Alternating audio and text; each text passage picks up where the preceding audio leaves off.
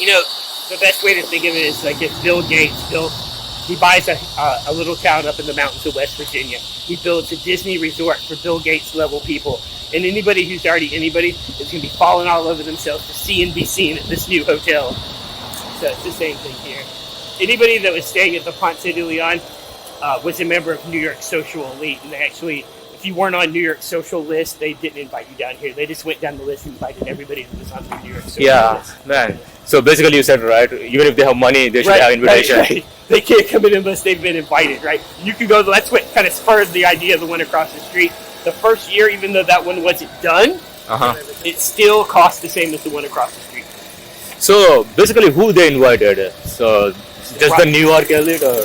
Absolutely. Now, some people from Europe would stay at the other one across the street eventually.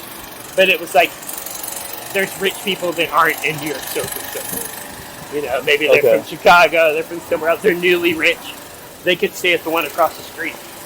But the people that stayed at the other one, they're like generational wealthy. They've been wealthy forever, basically. You know, that's those families, they all know each other, you know. And were they all mainly Spanish or? No, not at all. Yeah, not at all. Okay. But this is Spanish town, but everyone is from England, most probably looks like it. You know. Or Ireland.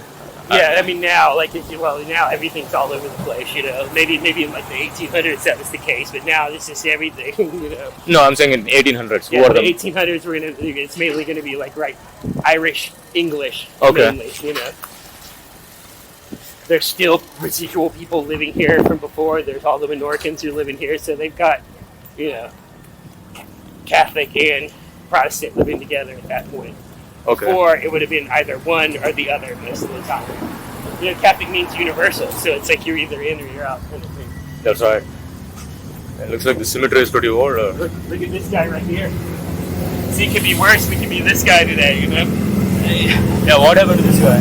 So, you notice that he's over in the corner of the cemetery. Yeah. The reason why it's a suicide.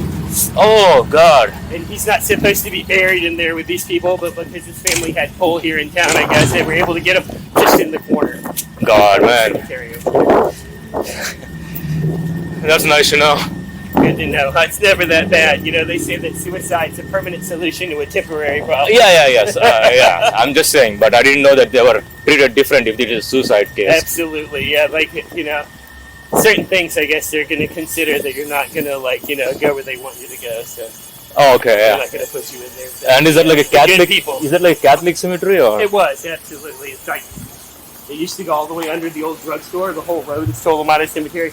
Even the barbecue place is Tolomado Cemetery. Oh, okay. So that's the remnants today of the Tolomado Cemetery. I forgot to ask one thing. Sure. I saw a picture of Gone with the Wind theme. Which place is that? We passed that back there. It was right before that church that we were talking about. It's on Scarlett O'Hara's. It's on this road. Yeah, Scarlett O'Hara. Yeah, is that a hotel or what is it? No, it's a bar and a restaurant. Oh, it's called Scarlett O'Hara? It's named after the lady in Gone with the Wind. Gone with the Wind. Okay, then I think because sometimes somebody goes in there and they look at the picture and they go, "Is this the lady that used to live here?" I go, "No, it's a book and a movie." Yes, yeah. I mean, I like the movie, so for sure. Look, you wanted to go there. Coming to her. No, I actually like Clark Gable, you know. For sure. Not Scarlett O'Hara. Absolutely. But I'm just saying. He was the more likable of the two characters, for sure. Yeah, so. Absolutely. And this one is a visitor center. This is the visitor center. It's the parking garage. That's right. And where are the city gates? Right here.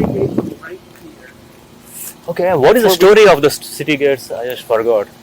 Okay, so that was the only way randomized in right there. There were two huge iron-bound wooden gates, and they're going to close them up at dark. And if you're unlucky enough to be on this side, they're not going to open them back up. And even within the city at night, you can't wander around randomly as much as you want to because there's a curfew. Okay. Only bad people went out. So basically the curfew is at 11 o'clock? Or dark, whenever it's dark. Whenever it's dark. Dawn to dusk, basically, you know. Can't do that. Dusk to dawn, you know. You can be out moving around in the daylight, but at night they're going to have a city watch going around checking to make sure people are not, stealing and doing all that kind of stuff.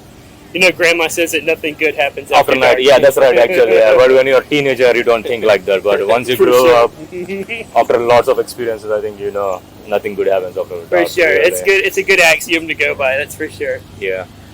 All right, well, I'm going to jam out of here. I'm headed to get my